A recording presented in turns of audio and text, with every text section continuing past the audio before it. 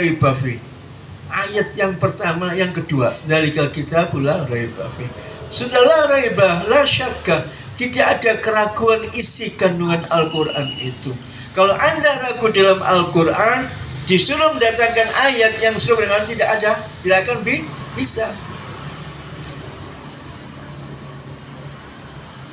Ya ayyuhan nasu ubudu rabbakum alladhi khalaqakum walladhina min qablikum la'allakum tattaqun alladhi ja'alakumul arda firashan was samaa'a binaa wa anzala minas samaa'i ma'an fa akhrajna thamarati rizqan la tadril 'andada wa antum ta'lamun wa in kuntum fi raibin mimma nazzalna 'ala abdina fa'tu bi suratin min mislihi wad'u syuhada'akum min dunillahi in kuntum shadiqin wa in lam taf'alu.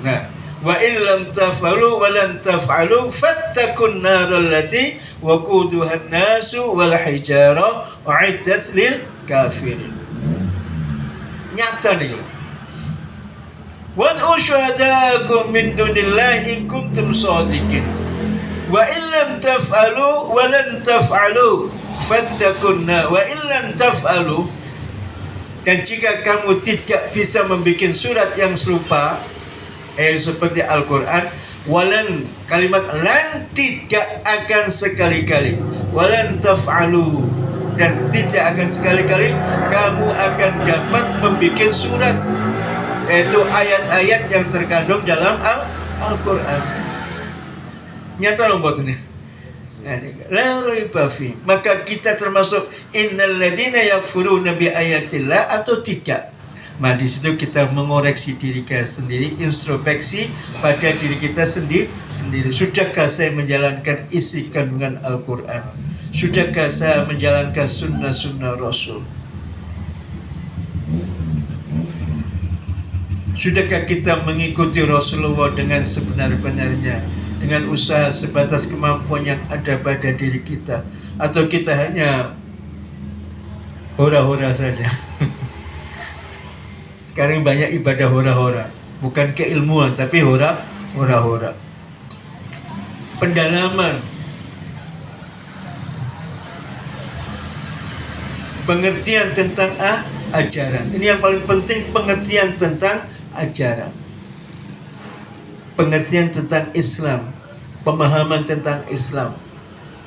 Kita ini sekarang dicekoi dengan fadilah-fadilah aja. Jadi otak kita ini kadang-kadang di washing brand love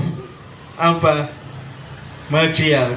Jadi otaknya dicuci untuk cinta kepada dunia.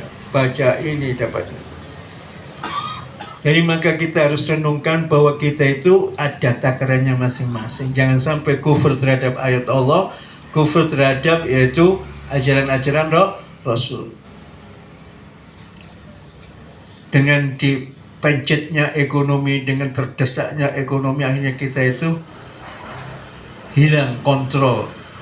Kadang nafsu di atas pemikiran, yang sebenarnya harusnya pemikiran di atas hawa nafsu, supaya kita selamat. Kalau kita sudah nafsu di atas pemikiran, maka oleng hidup itu. Apa aja diterjang seperti orang Yahudi. Al-qasdu yuhallilu ma haramallah. Orang Yahudi itu punya prinsip, tujuan adalah menghalalkan semua cara. Al-qasdu yuhallilu ma haramallah.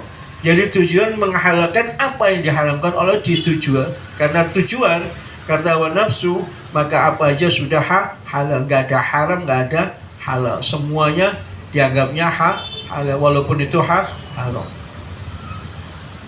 Maka mari kita renungkan ayat-ayat Allah itu, kita baca, kita tadabburi dengan artinya untuk menemukan apa?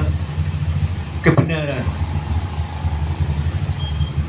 Sekarang ini sudah susah untuk mengatakan yang benar itu susah. Nyeleweng, banyak yang nyeleweng sekarang ini. Karena apa? Karena dunia. Hubbud dunya wa karahiyatil maut. Hubbud dunya wa karahiyatil maut. Kalau sudah cinta dunia, maka benci untuk kematian. Memang betul dunia mazratul lil akhirat. Dunia adalah mazra' ladang untuk menuju akhirat. Tapi kita harus waspada, kita harus renungkan, harus kita pikirkan, dunia untuk apa? Untuk perjuangan. Wajahidu fi sabilillah bi amwalikum wa anfusikum. Coba panjenengan renungkan ayat biasanya itu amwal didahulukan. Innama amwalukum wa auladukum fitnah. Kenapa kok amwal didahulukan, bahwa harta itu adalah merupakan ujian yang pertama kali. Wajahidu fi sabilillahi bi amwalikum wa anfusikum.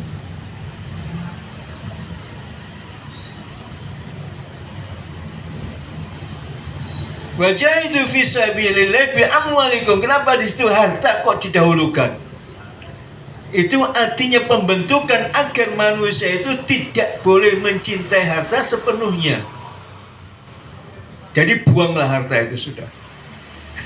Disuruh buang untuk perjuangan Islam, perjuangan madrasah, perjuangan masjid, perjuangan orang fakir dan miskin yang ingin menuntut pendidikan yang tidak mempunyai biaya, termasuk jihad fisabilillah. Anda membiayai orang yang tidak mampu untuk masuk pondok mempelajari ajaran Islam, maka di situ juga Anda artinya berjuang fisabilillah.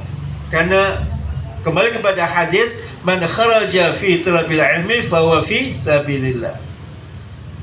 Nah ini hadis ini digabungkan dengan ayat Allah itu, wajahidu fi sabilillah bi amwalikum. Jadi orang yang menuntut ilmu di jalan Allah itu, Anda sekarang tidak ada perang secara fisik, maka Anda perang secara pendidikan.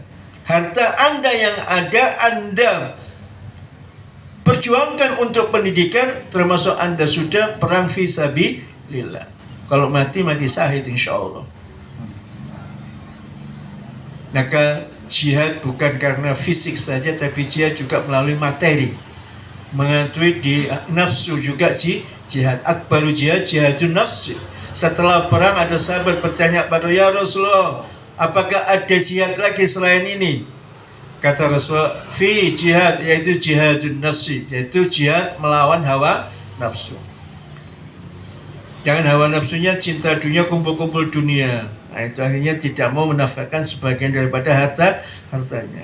Untuk itu, sebagian harta yang kita miliki kita coba mendepositokan amal kita di akhirat. Kematian tidak tahu waktunya. Idza la yastakhiruna sa'al wa la yastaqdimun. Jadi kematian tidak tahu kapan kita mati, itu tidak bisa diajukan dan tidak bisa diundurkan.